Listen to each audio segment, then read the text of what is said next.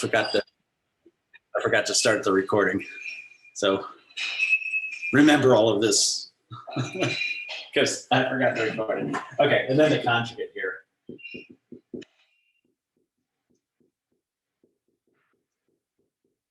Because this is a real field.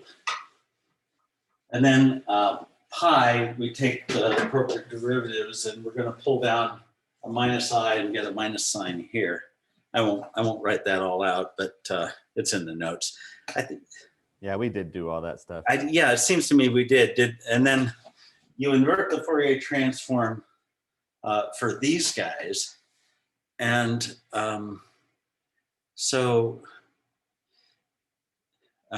yeah, okay. So yeah, what we really want are some polarization vectors. So we can invert this and solve for these. But now what we want is a better way to write these mode amplitudes. So we're going to write them as a vector, actually a pair of vectors times amplitude. So I equals 1 to 2 here. We really only have 2 degrees of freedom, right? Because if I take the divergence here, that needs to vanish. That's our gauge condition. That's going to pull down a k, so I get k dot a. So we need to have k a equal to 0. We also, we've also gauged the 0 component of the vector potential to 0. So if we want to write these things in terms of some basis for vectors, there really only are 2 degrees of freedom. So we define a couple of vectors. So pick a rest frame. We're in flat space-time, we can pick a rest frame. And in that rest frame, let tau be just a unit time-like vector. So that's a particular Lorentz frame, but we can then, if we write things in an invariant way, we can then boost. And then we also have the wave vector, omega and k. And we now in space-time, we can demand epsilon for each of these, k alpha equals 0 and epsilon with tau equals 0. And let's see, this first one in this frame tells us that epsilon alpha is 0 and some 3 vector. And then this condition in this same frame now with this form of the vector tells us that k dot epsilon is 0. So the two conditions together give us a space-like vector orthogonal to the direction of the wave, the wave vector. Okay, and then we can choose these to be sort of anything. We want one more condition on these. We want just a convenient basis. So let's choose them to have norm -1. So now we've described 2 space-like unit vectors, space-like transverse, that is orthogonal to the wave vector k. And these are the 2 polarization vectors in an invariant relativistic formalism. So now with these conditions written this way, I can boost to any frame of reference I like, and these conditions still all hold. I'm still specifying a pair of space-like unit vectors orthogonal to the wave vector. So this works in any frame of reference because I've written the conditions in a manifestly Lorentz invariant way. Everybody clear what that all means? This is a very powerful thing to be able to do. You're digging into relativity. The things that really matter are Lorentz invariant quantities, and that's why this whole up and down index thing is invented. anytime you have a contraction and no free indices, you're talking about something that is Lorentz invariant, because up and down indices have the opposite Lorentz transformation properties. It's And also so- like you can treat it like a scalar, right? And that's Lorentz Yeah, that's a invariant. scalar. It's a true scalar in a Lorentzian, in Minkowski space. This is how you make a scalar. Yeah, okay. So now we can replace these guys with our basis vectors like this and have a sum over those basis vectors, I equals 1 to 2. Then, you know, this has got a space-time index on it, but it's we know it satisfies the gauge conditions nonetheless. And then yeah, epsilon. Wait a second. Where have I written this? Is it? Yeah. Okay. Let's put epsilon conjugate here. Now, the vectors I've written are, in fact, real, but they don't have to be. I can satisfy these conditions with circular polarization. So if I write in this frame of reference, I can write 1 over root 2, 0, 1, I, 0. And then its conjugate would have a minus here. So that's 2 orthogonal space-like vectors. But that describes circular polarization, where classically the direction of the electric field is rotating in time as the wave progresses. In a given polarization, the other polarization is rotating the opposite direction around the around the axis of propagation. So yeah, I don't know how much E&M you guys have had yet. Yeah, we'll probably talk about this sometime, just fall or winter. Don't know. Yeah, when you're slated to see that, but okay, then yeah. So yeah, this is a cool thing. Why does this happen? If I sum these guys, epsilon alpha I, epsilon I beta, like this, right? This is some matrix, and okay. Well, I give this as an exercise, then you could work this out. But yeah, if I take the spatial components here, so these guys don't have a time component. So you know, work in our initial frame. But if I put mn here and sum over I 1 to 2, this is that projection operator. So you can actually build the projection out of the polarization vectors, which is kind of neat. And you can do that as an exercise. It's not hard to see that you end up getting the right thing there. Okay, so then this, I think this, this is then the final expression for the vector potential with these additional conditions, all three. Okay, so good. Now we just quantize it. How do we quantize it? You put hats on everything. Easy. That's the easy part.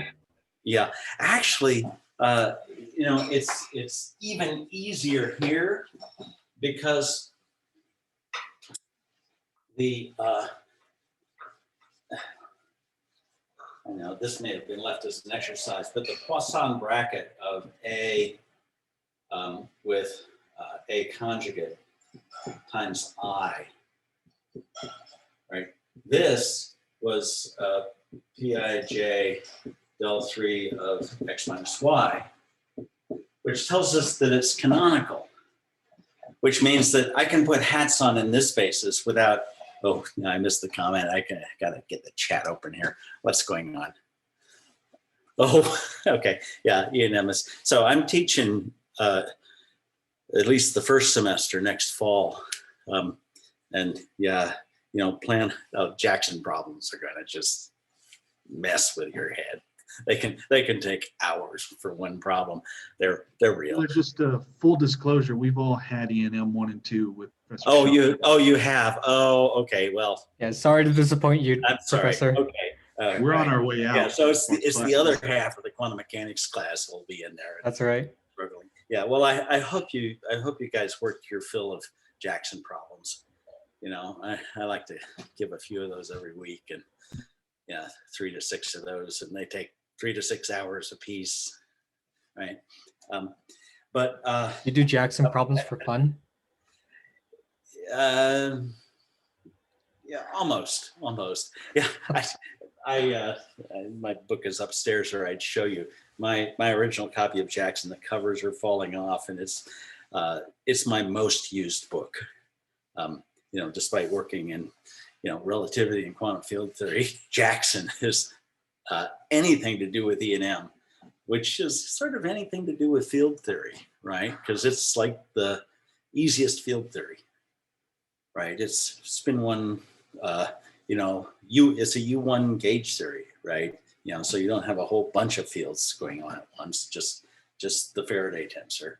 And so things get more complicated from there. So it's a really good reference. And the more you use it, the more you realize that every single sentence of Jackson is information. It's very, very dense. So you will never extract all of the meat out of Jackson. It will serve you well. All right, enough praise for Jackson. It is a good book. Here we go. Are you ready? Let's see. So we're going to quantize. So we're going to put hats on everything, and that's about it. And then because we put an I on this side, the I cancels, and we just end up with AI dagger equals EIJ. This is it. That's more or less all you have to do, because this is canonical. So you put hats, that becomes a dagger. You get an I over here, the I cancels, and boom, we've got it. These are raising and lowering operators. This is what you expect for raising and lowering. So then you demonstrate that the Hamiltonian is positive definite, and looks like some A dagger A kind of thing. And you can establish that there's a lowest energy state, and you build up with that with A daggers, just like you do for a harmonic oscillator, except that you need to normal order, otherwise you get this infinite ground state energy.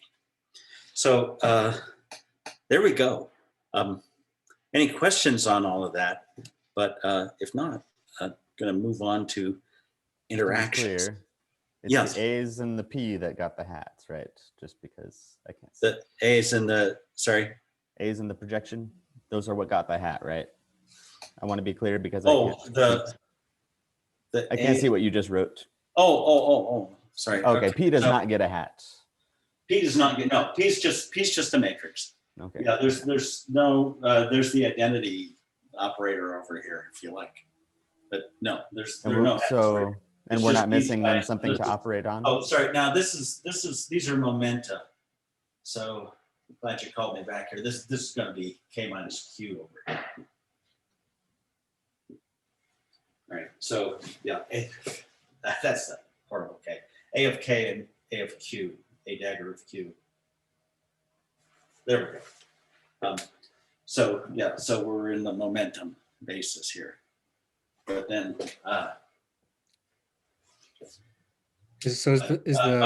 and geez, I just did all this too quickly, didn't I? This becomes a commutator. We get an IH bar over here. H bar is 1. The I canceled with that one. Poisson brackets become commutators. The mode amplitudes become operators. Okay, is that clearer now that it's right? Okay, all right, and it's right in the notes. Any other clarifications, questions? So Pij, it's just the components of a projection. It's not an operator. That's right. Yeah, it is. Pij is delta ij matrix. All right. Yeah, there are a bunch of these. Call this J here. Gives we can write it all up. Plus K There, I K J. It's this thing. It's just functions of K minus. Yeah, minus. Okay. is there any categorization of the components of P? Like, are there different fields where this type of projection operator is maybe not a projection? Or I guess I'm just trying to delineate what the structure of P is. It's just a matrix. It's a 3 by 3 matrix filled with components of the wave vector K. It came in from the gauging. We got it from the Dirac. We had to set this up because of our gauge condition, right? The divergence condition. Right. Yeah. So these are in momentum space. So in momentum space, I can just dot this equation with K, and that'll kill it. So K dot A has to be 0. That's our gauge condition for the wave modes. Remember, these are inside the Fourier transform. So this is A of K here. So divergence of A vanishing means that I'm going to pull down a K, and it's going to, it's going to hit this epsilon, which is 0. Right. So we've satisfied gauge conditions that way. But then, yeah. So the commutator of these actually, this would be a great exercise, right? So if you're working out, you solve for these A's, right? Well, how are you going to do that? Well, you're going to have to dot with some polarization vectors to get rid of that vector and totally solve for A. So, these vectors satisfy all those properties, right? We have, they are space-like unit vectors. They are orthogonal to the wave vector, and they are orthogonal to some time-like vector equals 0. So they always satisfy those 3 conditions. So it's not hard to just, dot. When you're taking the inverse Fourier transform here, you can dot this with one of the polarization vectors and single out a particular polarization and solve for the corresponding A. All right, so you guys know how to do that, right? It was harder with the Dirac equation. We did very much the same thing with the Dirac equation. Let me see where I solve for. Actually, I think, yeah, back where I solved originally for these Fourier modes, my original solution was just for those, but in fact, these include polarizations. So we should be able to write this as epsilon I, the kth one with a k operator. So the polarization vector is independent of the operator, and the product of operators matches these p's. So to pull out a particular k equals 1 or 2, you can take the dot product with the corresponding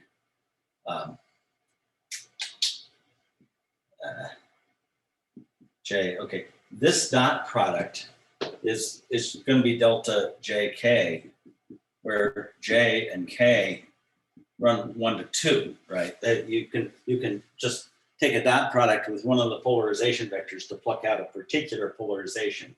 So this is actually going to hold, if we do it that way, for each polarization. And if we write it that way, then we're going to have a delta ij here. But this is I and j running 1 to 2. That's when we've already separated out the polarizations. Yeah, I don't know. Maybe I should beef up this section of the notes. I was eager to get on to scattering. But do you know how to do this? Do you have questions on this? We can work through it if you want. Is it pretty much the same thing we've been doing for the Yeah, with the previous Yeah. fields though? yeah. Like, We've been through scalar fields. We've been through spinor fields. We did this with spinor fields, and there we had four basis spinors. Here we only have two real polarizations, right? So this is easier than the Drac equation was. And yes, you do the same thing we did there. There we had to take this inner product with various spinors, maybe some gamma zeros, in order to isolate the actual mode amplitude operators. Here you're just going to have to dot with one of a couple of polarization vectors to single out that amplitude. You just dot with epsilon1 or epsilon2 to pull out A1 or A2 here. And then do the inverse Fourier transform. So you're still taking a dot product with some basis vector and an inverse Fourier transform to solve for those. Okay, let's make it an exercise. Solve for those A's. Find their commutation relations, right? Do it rigorously, and if you have questions, then we'll look at it. Okay? No? All right. Okay. I see nods. Good. So we can press ahead. Okay. So we're going to talk about scattering. We're going to gradually develop Feynman rules, but we've got to prove a theorem and do some nitty-gritty kinds of calculations, much trickier than just solving this. Okay, so the basic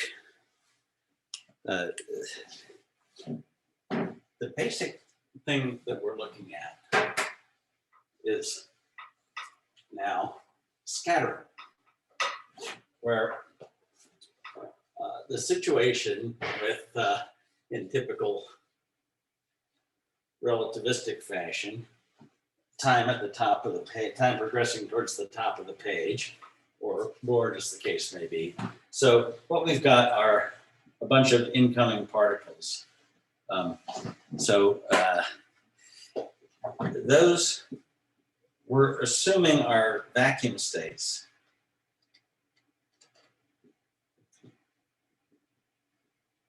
So they're far enough from the interaction region that it's essentially they're essentially free fields out here, and we can use our free field solutions.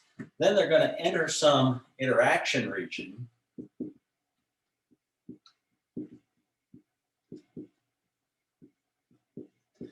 which is this little microscopic thing at the center of that CERN collider, right? It's a very small region where these happen. You have all sorts of amazing vertex detectors for these collisions. Okay, you guys have seen the picture of the CERN detectors, right? And it's like 50 feet tall. It's the size of the physics building, right? And that's just the detector. In the middle of that, there's this little, tiny area where they're detecting exact angles so they can locate where the collision actually happened. Amazing stuff that goes on in those detectors, but that's this. And what's happening there are like Feynman diagram type things. We'll get there in describing this, but it's a bit of a trick. And then stuff comes out. Stuff. How do you spell stuff? And then what we have up here is another free field region where far from the interaction region, we can use our free field solutions once again. So this is the basic thing we're describing. Now, to describe this, we are going to use it's called the interaction picture. So let's look at the gauge theory we developed. the Dirac, what do I call this? The Dirac Maxwell action. We have the d4x of what? Well, there's id slash minus m. I haven't given myself enough space here. Sorry. Let's you saw this. You got the diagram. You get the picture. We're going to have a bunch of particles coming in, a bunch of particles going out, and what we want to calculate is the transition amplitude, so a probability amplitude for these states to turn into those states, possibly as a function of angle and energy and so forth. So, example, the Dirac Maxwell action is d4x. Then I want to divide this into three parts. You have psi bar id slash minus m psi. This is the free Dirac. But that's not all of it. We also had an interaction term that, let's see, it's minus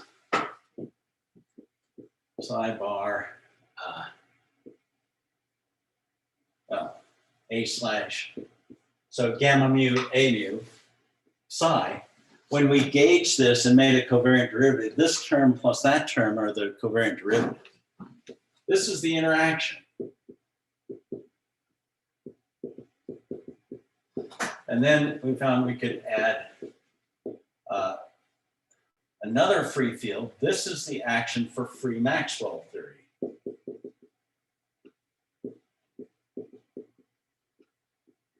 And a few things to notice here that we'll refer to later. It's minus a quarter. Okay, we're not going to do anything with this now. I just want to write it correctly. So we have free Maxwell, free Dirac, and an interaction. Notice that the interaction is a product of fields. This is typical, that the interaction is a product of fields. We're eventually going to find that we can write this as that Feynman diagram, where this is A, and this is an incoming particle, and this is an incoming antiparticle, which we turn around and going the other way, it becomes the electron going out. So there's the particle, there's the antiparticle, there's the emitted photon. Let's see. Sorry, I gotta pause and read the chat. What we want to do here is to write, okay, this is L0 plus L interaction, and this leads us to the same thing for the Hamiltonian. We have a free Hamiltonian and an interaction Hamiltonian. So from this, we find the Hamiltonian. Fine, we have seen how to do that. This is going to look like a potential when you find the Hamiltonian. That's just going to add in. But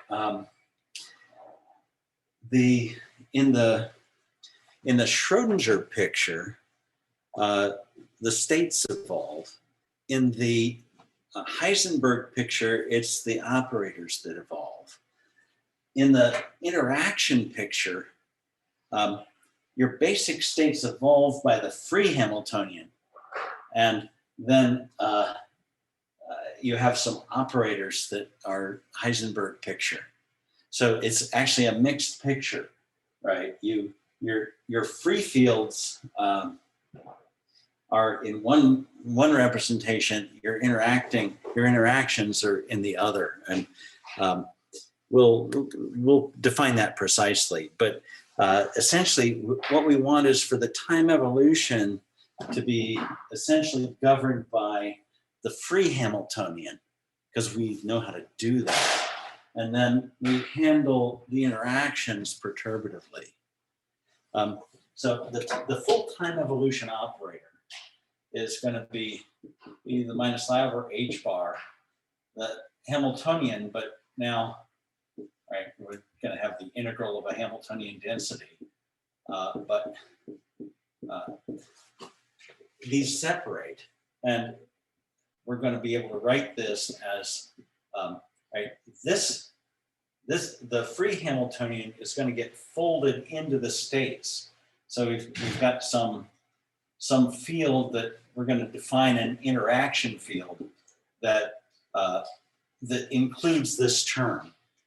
So the only remaining time evolution is the exponential of the interaction Hamiltonian. We're going to expand that in a Taylor series, and that gives us a perturbative approach to doing the quantum field theory, the interactions. So order by order, hoping that there's a small coefficient in front of this, we can do a Taylor series and expand. Okay, so now a little bit about green functions.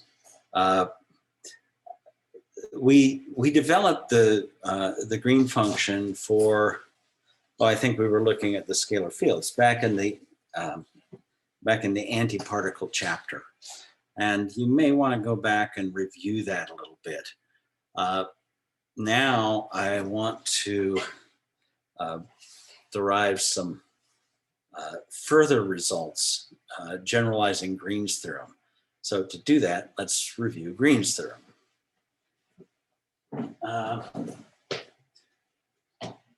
Put this all on hold. You know, we're going to do some technical stuff for a while here.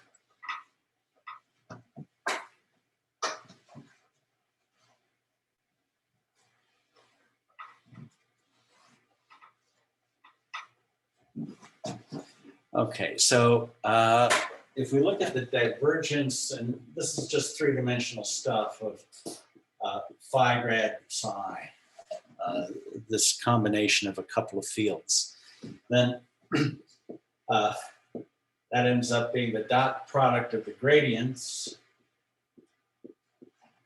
plus phi times the Laplacian of psi.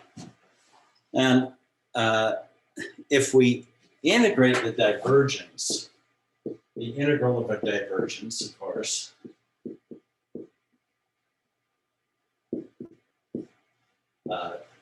d3x is, well, it's the normal component of this stuff. So we have n dot phi grad psi d2x over a closed boundary. And this, I can write this as a normal derivative. So we have phi, n dot grad, I can write as just a normal derivative this way, as a mnemonic for n dot grad. Then, yeah, right, that's easy enough. So on the other side, we have the integral of that expression up there. Grad phi dot grad psi plus phi del squared psi. So what Green does is he writes this, he writes it in the opposite order, right? Interchange phi and psi in the same expression and then subtract. And so what we get, so this is going to be the same in both, so that term's going to drop out. And then this term, we're going to have phi del squared psi minus psi del squared phi. And that's a volume integral. And on this side, we have a surface integral of phi times the normal derivative minus psi times the normal derivative of phi. So it's just a general true thing about two functions, phi and psi. But now when you choose one to satisfy the Poisson equation and the other to be the Green function, now this turns into something that actually lets you solve for the field. So let's see, yeah, how does this go? So the green function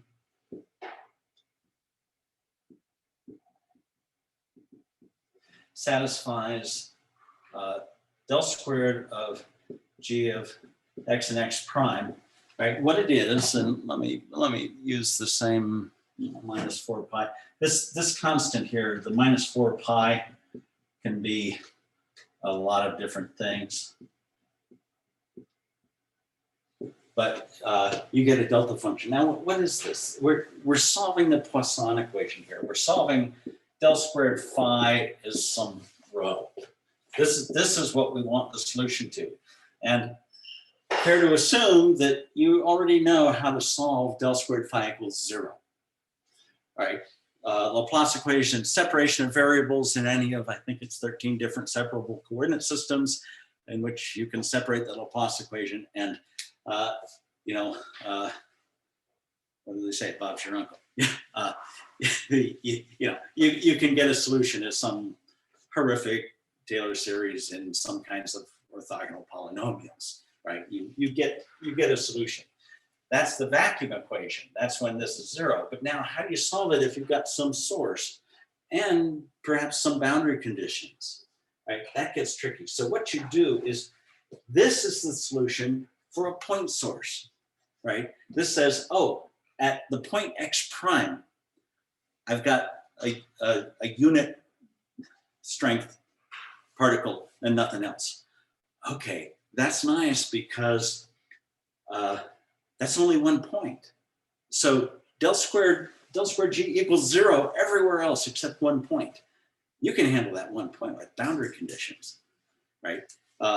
In general, you can solve for this function in terms of the vacuum solutions. So if you come up with a complete set of vacuum solutions, you can write G in terms of them, right? Because it just ends up being a boundary condition at x prime. You haven't really solved for the source, except you have, because the theory is linear. So you can just add up over this whole distribution, right? You've solved for a single point particle at x prime. You've got particles at a whole bunch of x primes. So what you do is, if you've got this green function, then phi is basically equal to the integral of g of x prime times rho of x prime. And you're just going to sum over all x prime. Can we grab a board check? Yep. So you're just going to solve, you're going to add together solutions at each x prime weighted by the strength of rho at x prime. That's all the green function method is doing. It's using linear superposition of a linear field theory to first find a single point charge at an arbitrary point x prime, a solved problem. Once you got these guys, the homogeneous solutions, you can get the green functions. Once you've got the green functions, you take a superposition. That's how the green function method works. Okay, so now to be more precise about it, let's forget this because this isn't quite what we're going to do, but let's remember the definition of the green function and the two-box equations, the things we want to solve and the tool we've got to do it. What I'm going to do is let one of these functions be the green function and one of these functions be phi. And look at what happens.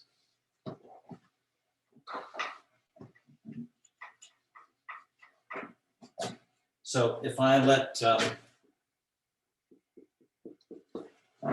let's let psi be the green function and let phi be phi, right? Then what happens? So we're going to apply, this is Green's theorem or Green's equation, something like that. So what we get is the integral of phi of x prime. Let's integrate over x prime here. Del squared of g. Well, del squared of g, wait, where am I here? Del squared of g is minus 4 pi del 3 of x minus x prime. And then we subtract psi as the green function of x and x prime. And del squared phi is rho. So we get rho of x prime here. If this were 0, it reproduces this equation down here. But now we get more, because now we get a surface integral of phi on the surface, right? This is the boundary surface. This is a whole volume. And phi prime times a derivative of the green function, the normal derivative of the green function, minus, let's see, the green function times the normal derivative of phi.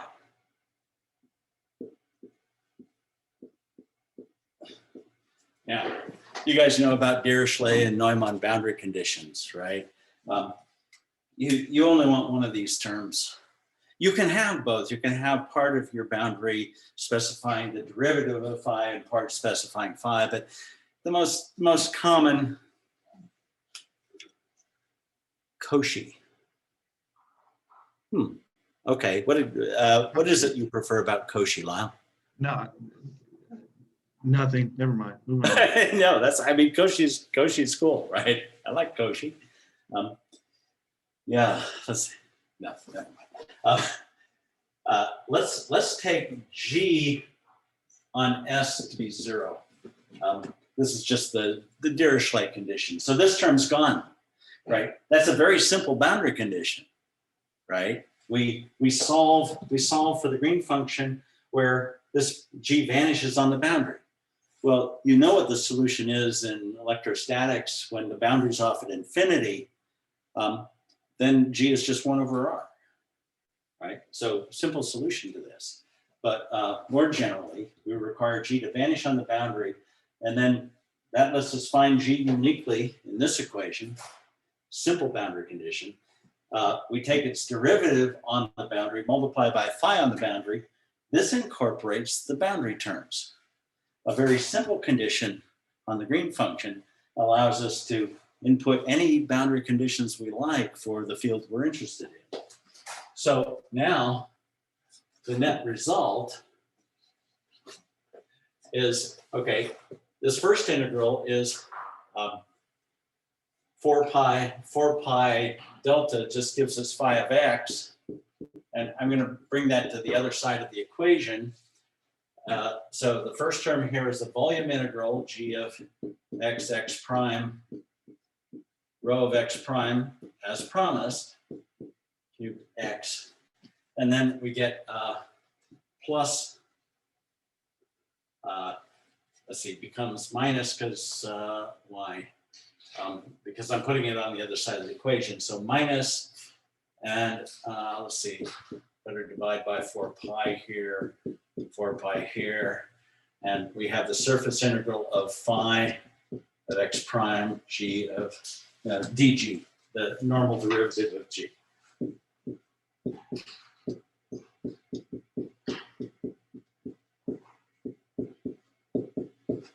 And there we have a solution for phi. We've solved the Poisson equation with an arbitrary source and arbitrary boundary conditions. Just by knowing rock, Cauchy rock. Let's do. That's never mind. Yeah, you guys watch out or I'll sing. It has happened. Okay, so yeah, so great. We've got a general solution here. We had this Poisson equation. Del squared phi is some rho, and there's the answer. Give me any boundary conditions, give me the homogeneous solution, and I can find a general solution. So, you know, this is a very powerful technique. So we're going to use it in quantum field theory. Only now we have to do it for the Klein-Gordon equation instead. And we did much of this in chapter 5. So review chapter 5. Okay, what I do there is a Fourier transform. So do you remember what we did there? Yes, no, yes. Give me a clue. Yeah, maybe. Okay, so we've got box, what is it, box plus m squared. We put K in a frequency basis, is that right? Or G in a frequency basis? Yeah, that's right. That's right. So yeah, we might have some source here. So we find the green function here. So this pulls down to a k squared, probably a minus k squared G plus m squared G. It's going to be on this side. We have a delta function, but that we're going to write as, basically it's the Fourier transform of 1, right? So this is basically 1. So G of K is just 1 over, well, give or take a sign, but K squared minus M squared. So it's essentially something like this. And then we used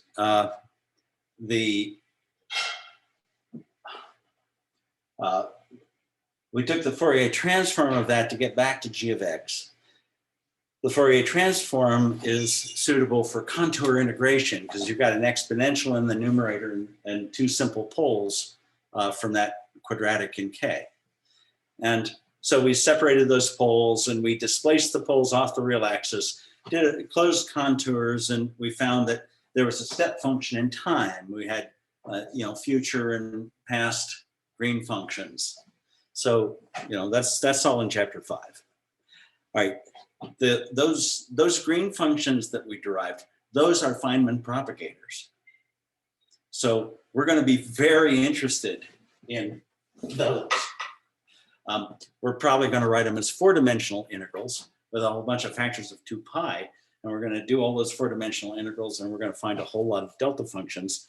And all of that is going to be so routine because you'll have done it half a dozen times and you'll see, oh, there's a pattern here. I always get conservation of momentum. I always get a propagator for each of these fields that cancels. We'll see, right? It's the complication ultimately becomes a set of simple rules that let you write down the answer, or write down something that will, with a little bit more work, give you the answer. But now, a little bit of intricate stuff. Let me see. We're going to do the same sort of thing here, right? So, basically, let's see what happens. Professor, I did have a question, I guess. Yeah, sure. While we're here, are there like any other interesting geometries in particle physics, like in free space? Like this is the free space propagator, right? Are there any like tractable, interesting field theory? You can do quantum fields around a black hole. Okay, there's a theorem due to Hartle and Hawking from the 70s, probably called the Hartle-Hawking theorem, where they show that if you manipulate a path integral and worry about the metric not being a flat metric, that first order quantum field theory can be formulated on a fixed metric. The quantum corrections for the gravity theory don't come in until second order. And so there's a whole industry that looks at quantum fields in curved space-time. You can find some books on that. I forget the author right now, but and I think Wold might have written one too. So yeah, I'm pretty sure there are a couple of books on quantum fields in curved space-time where you take your favorite curved geometry, solution to the Einstein equation, and you can do first order quantum field theory on that curved background. And of course, now all your derivatives are covariant and you've got to recompute green functions and things. You apply a lot of these same techniques, but of course, everything's got some extra fields floating around. What happens is basically the metric is going to show up and its derivatives are going to show up as potentials, right? The fields will couple times those functions. Those are just functions. You're not really quantizing gravity yet. Quantizing gravity is a whole different problem. Do string, right? But yes, you can do a more complicated version of this. But the standard model, right, gives us 12 significant figures, even though we're in a curved space here. It's not very curved. So the curvature near Earth it's not affecting the 12 significant figure precision with which we can predict and measure the fine structure constant, for example.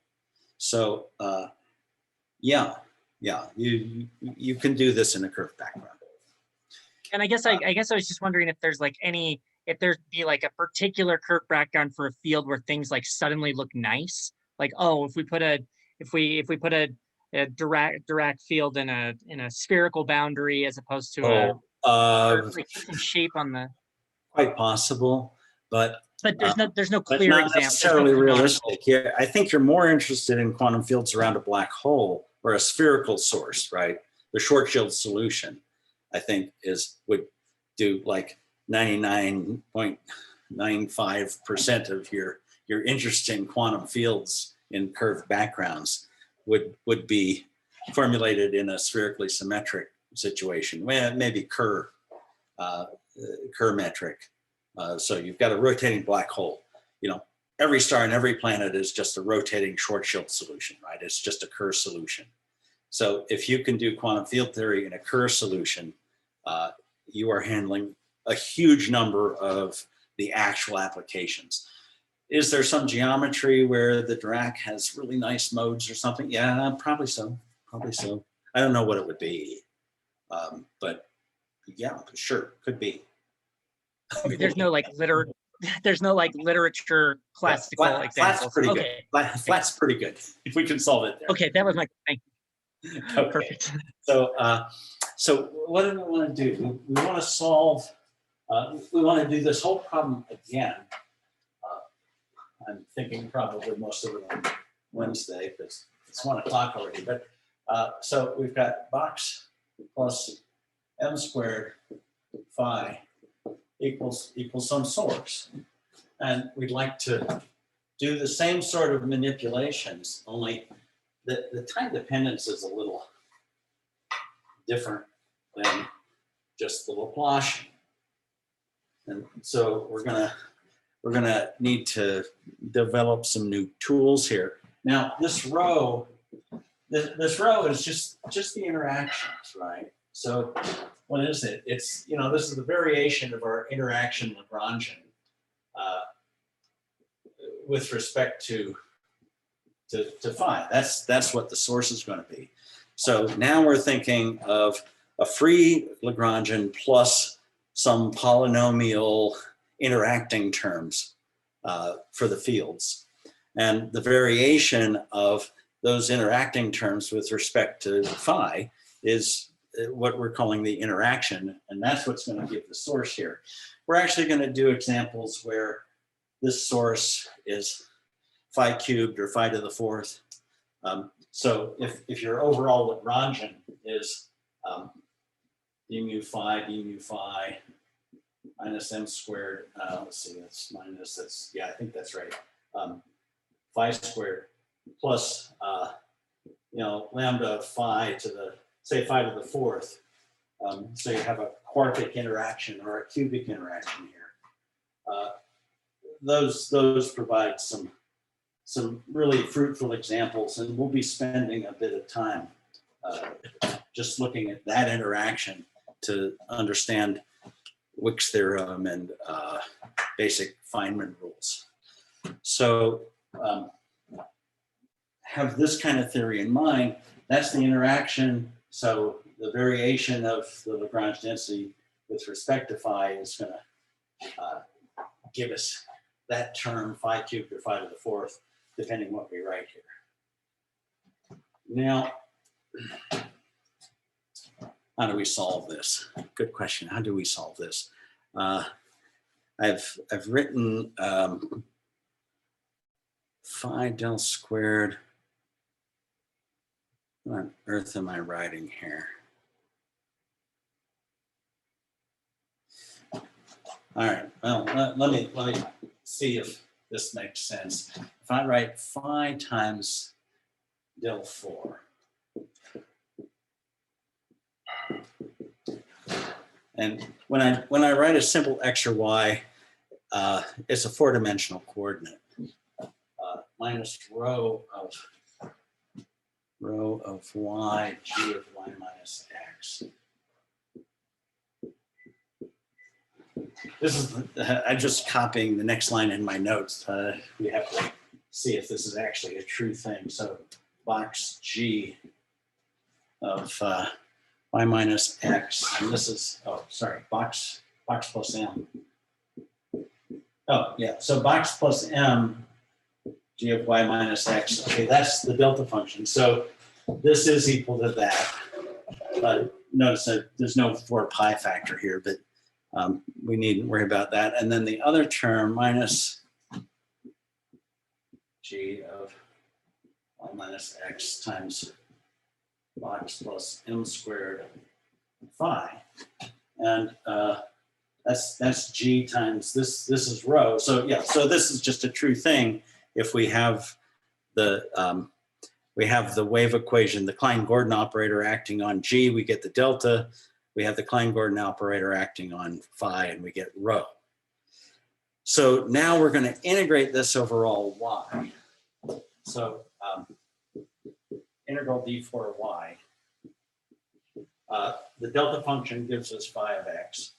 Yeah, so we're basically doing the other thing. Put this on the other side, and we have d4y of rho of y, g of y minus x. And then these terms are going to give us some surface stuff, and we have to be a little careful there.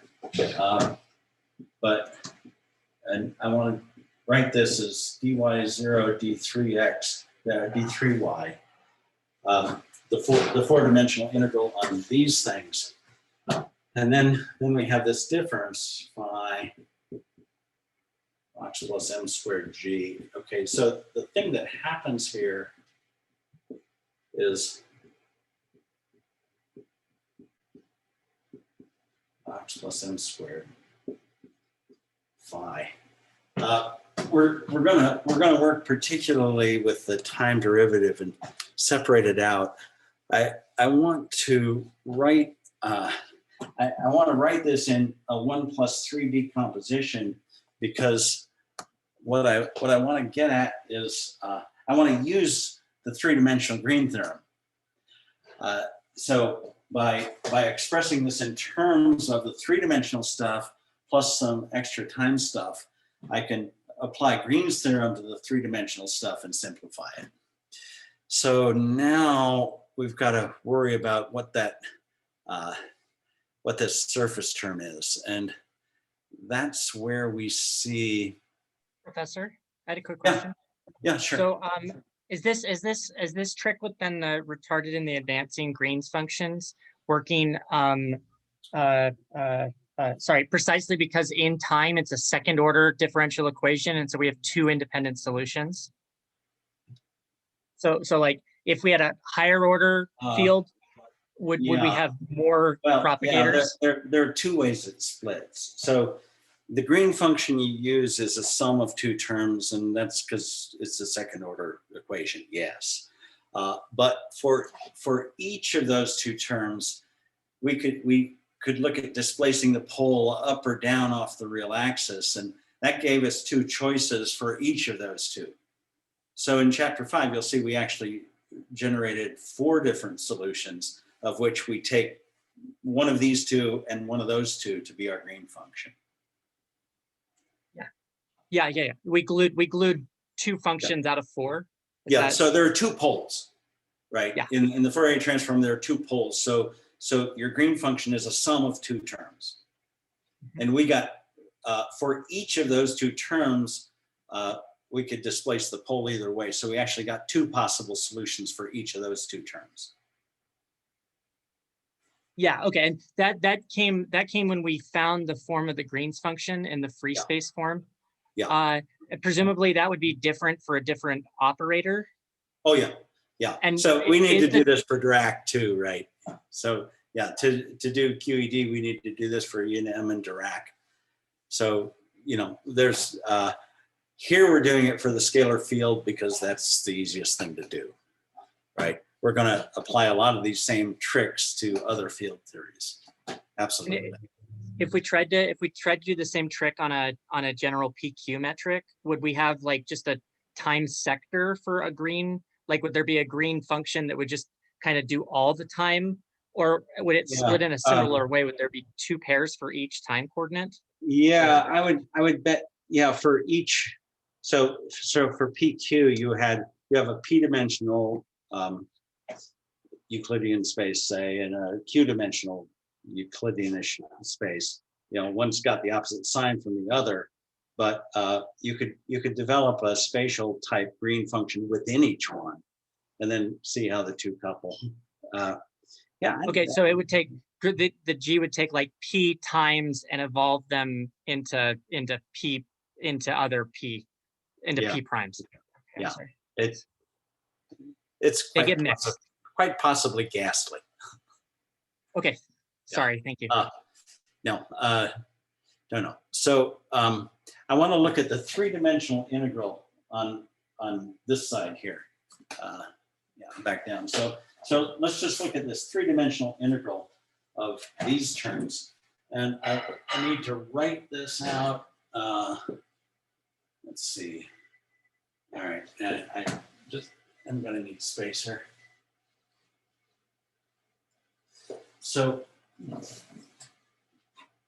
d3y, and then I want to write out the D'Alembert. So we've got phi, and then two time derivatives minus the Laplacian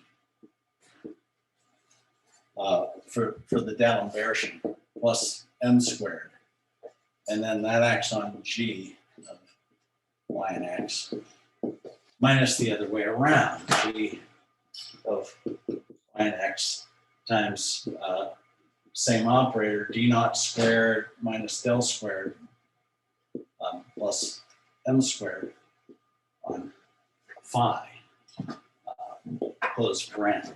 So the three-dimensional integral on the Laplacian stuff, we can actually use Green's theorem. Now, the m squared terms here drop out. Right, we've got phi m squared g minus g m squared phi, so we don't have to worry about the m. So now, half the terms in this are susceptible to the original Green theorem. Let's see. So phi del squared g minus g del squared phi integrates to a surface term. So that does just what it did before. So we've got d cubed y phi d0 squared g minus g d0 squared phi, right? That we're not going to work with quite yet. But then what's left is, let's say, minus d3y. And I can write this as a divergence of phi grad g minus g grad phi, I think. Let's check. So grad dot grad, those terms cancel. And so we have phi del squared g here. I've pulled out this minus sign. Then minus g del squared phi. So that's right. And that integrates to a surface term n dot grad, well, let's be simpler about it. Normal derivative minus g, normal derivative of phi. Like that. So, so this part, this is just Green's theorem. Now we can write this in a systematic way. Let me think why. Yeah, where we have this kind of an anti-symmetrized derivative, we introduce a double arrow derivative like this. So if I've got fg, we call this f d of g minus g d of f, just because that kind of thing comes up a lot in what we're going to be doing. And we've run out of time here. But okay, so there's that definition. So I can write the result of these time derivatives, I can write as d0. So we have d cubed y. Pull out one time derivative here and write this as phi d0 both ways on g. So just a shorthand notation for this. So this is where this d hits the other one, it cancels. So I can get a time derivative out of this. And since we're integrating over time in the full equation that I've erased, we can actually do that integral. Now, let's see. So what happens? I don't know. We better sort out what happens next time, because we're a minute over here. Let me just pause at this point for questions. A lot of what we're going to be grinding through for a little while is this kind of thing, where we need to just carefully work through some green function things. And let me see what to anticipate here. We get advanced and retarded green functions, or propagators, they're eventually called. And then the next thing we'll do after we finish these manipulations is to go to back to the scattering matrix, and we'll define the interaction picture. So these interacting fields propagated by the free Hamiltonian. So more to come. Let's see. I'll repost these notes. I've written like another 30 pages of stuff, and that'll let you read what we're talking about. I'm not sure whether I posted this. Alex, how far, that stuff I sent you, how far did it go? Did it go into this? 208. 208. Oh, okay. All right. So the version that's posted might have a bunch of this, but yeah, there's. I think if I remember right, yeah, you posted what I had. Yeah. Right after okay. I got it. Yeah, I don't know. I'm up to 230 something now, so I'll post the current version. I'm actually up to. I've got some Feynman diagrams in here somewhere. Not yet. Oh, there's one. Yeah, page 226. Yeah, after 225 or so, we start actually drawing some Feynman graphs. So we're not far from it. But I'll post what I've got. You can read, and we'll keep pushing through this on Wednesday. Other than that, I'm here for questions. I guess I had a question. Yeah, sure. I know in general, I mean, okay, so like Dr. Edwards was talking about in the colloquia last week, like usually in perturbation, you're like, oh, it's a small perturbation, so it's going to stay very close to the system. But I know like there's systems like E&M in small accelerating frames still deviates like measurably. I guess like that. I know that was a problem in calculation, was figuring out E&M and curved. Are there any like subtle effects that they're like looking at, like can calculate nowadays, or thinking about measuring, where where rotating like E and M, like, because right here we're gauging to E and M. So in a rotating frame, are there any, I mean, do people just always keep it flat?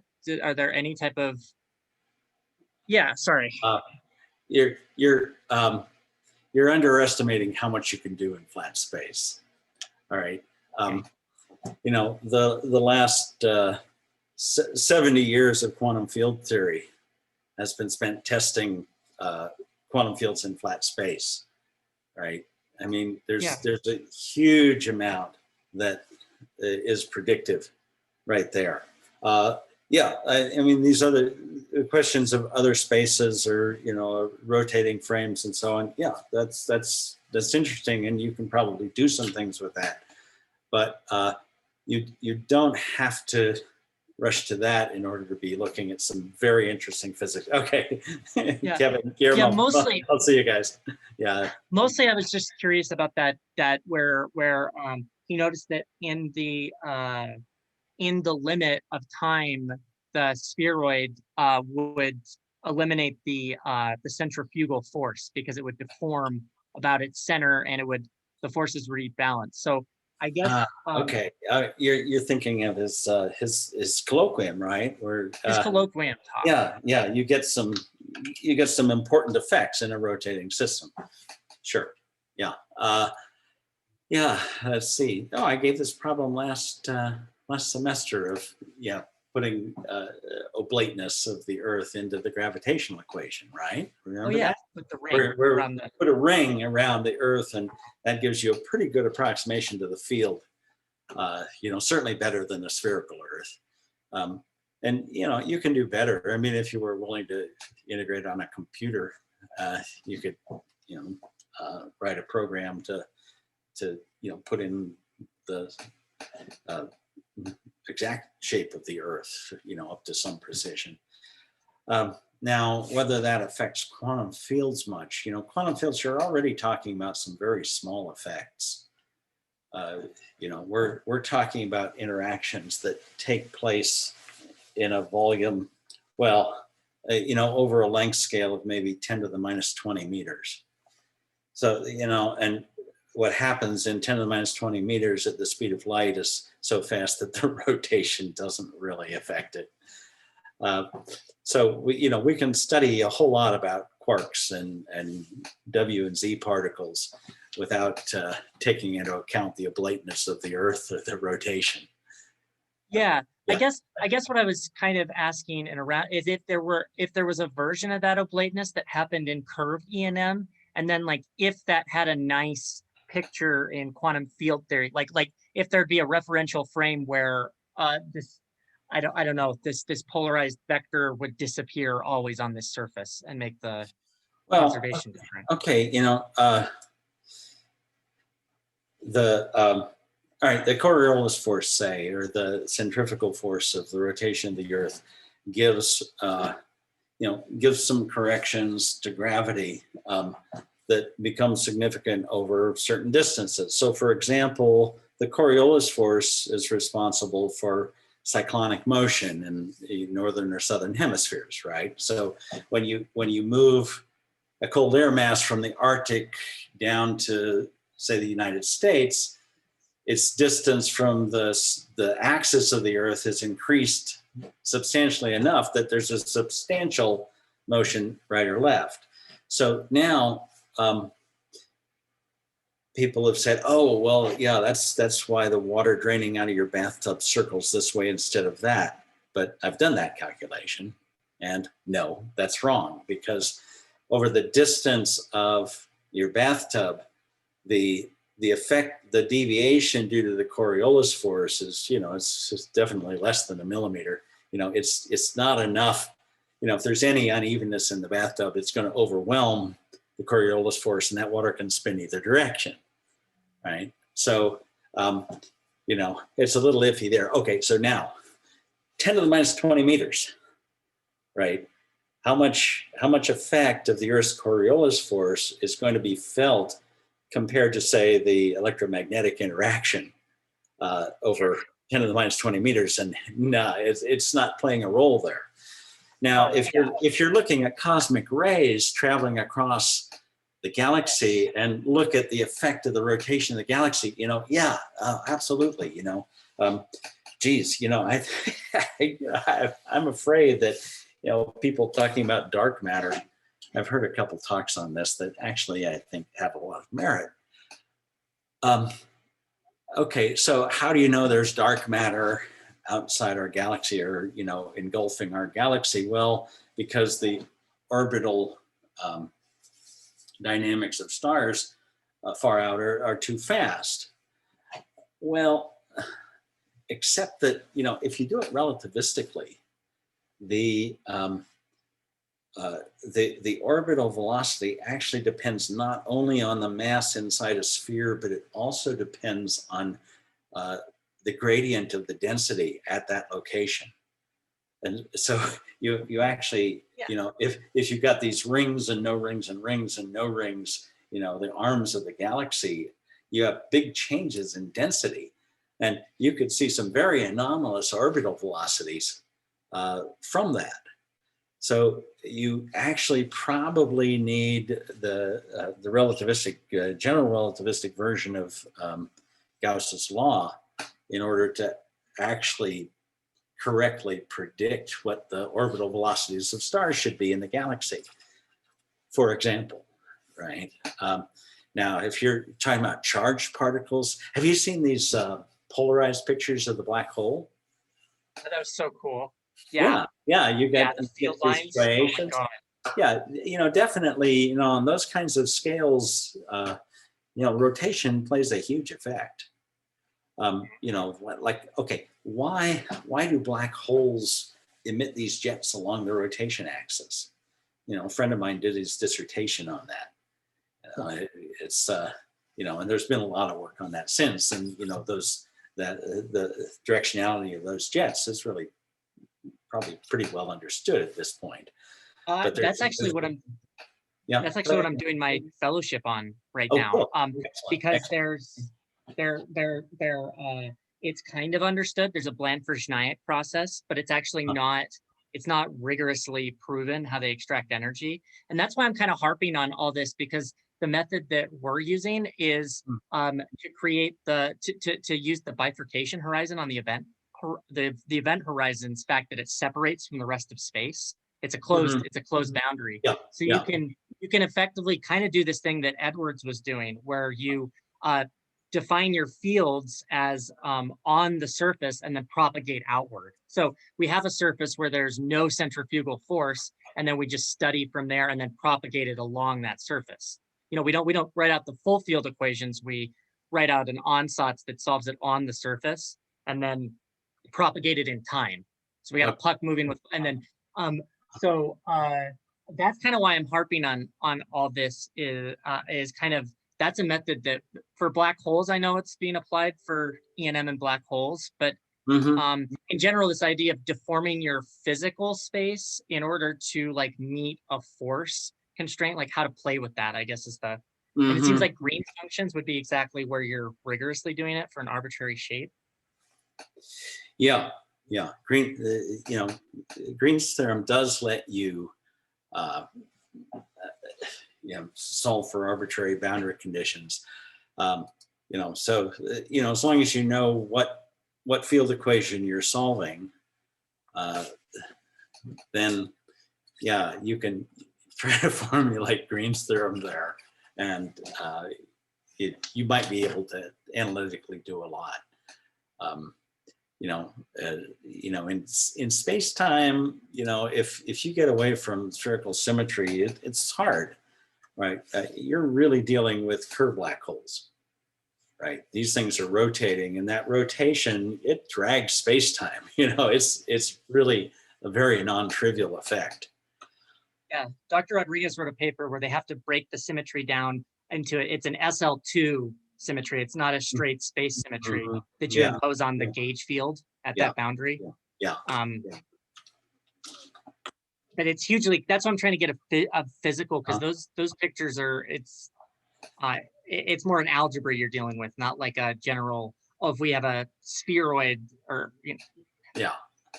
That's why the Edwards picture I'm trying to go back to, because it seems Yeah, like maybe the so- Green's function on an oblate spheroid would be an interesting picture to compare to the spherical, the free space version. Yeah, yeah, or to the black hole version. You know, what I've found yes. helpful in looking at, say, geodesics around even Schwarzschild black holes, I do the classical calculation first, and then do the relativistic one, and separate out the terms that are new in the relativistic one. They're usually small, even in the neighborhood of a black hole. Those terms can be small, or you can do a perturbation and, you know, term by term integrate. Now, for a Kerr black hole, I haven't worked a lot with Kerr. I think probably Dr. Rodriguez has, but you know, that's a pretty complicated geometry actually already. So, you know, I would say you could gain a lot by, you know, looking at classical rotation. There is a deformation that happens in a Kerr hole. You get this oblate ergo region, right? And you should be able to look at you know, just a rotating planet or a rotating star and compare the Newtonian version to the general relativistic version, and, you know, get a better handle on the differerences that are arising from the relativity. So I would think that would be a very fruitful comparison. That I'll have to fiddle with that a little. We're starting with the Klein-Gordon equation, so Okay. I guess I would I guess I'd just take a relativistic. I guess I could try to linearize it, but we got lucky that these equations are separable. That would be. I mean, that's I think what. It's a great idea though to try to do a Newtonian. I actually have to run to a meeting with her too right now. Yeah, good. Tell her I said hi. I'd love. Yeah, that we're kind of looking at some of the physics, like the, you know, the spherical cow picture of it all. So the Newtonian picture would be a good reminder for that. Yeah, and then, you know, there is a post-Newtonian and a post-Newtonian version of relativity. I don't know if that's useful near black holes or not. The gravity is so strong that for some problems, comparing with Newtonian is going to be too far off to be useful. You know, I've found it useful for computing geodesics around a Schwarzschild hole, say. Yeah, looking at, yeah, you should be able to gain something of a foothold from the classical problem. You usually can get some idea, at least, you know, which features are most different. Gravitomagnetism's been in the back of my mind when I start having, just to start viewing the general relativistic effects as like a magnetic field analogy with it. Yeah. So I'll kind of, and post-Newtonian framework. Yeah. Well. Okay, I better run though. Cool. Yeah. Hey, and Guillermo just asked me he has a vaccine appointment, and his car isn't registered. It's in Perry at 12:40 on Wednesday. So I was actually going to drive him, but it's during class. I mean, he could have his laptop out and we could both be listening in the car, I suppose, while we drive. But just we may both be gone, I guess. We could also try listening in the car, but yeah, I'm distracted. And it's in fact it's still recording here. Yeah, we can.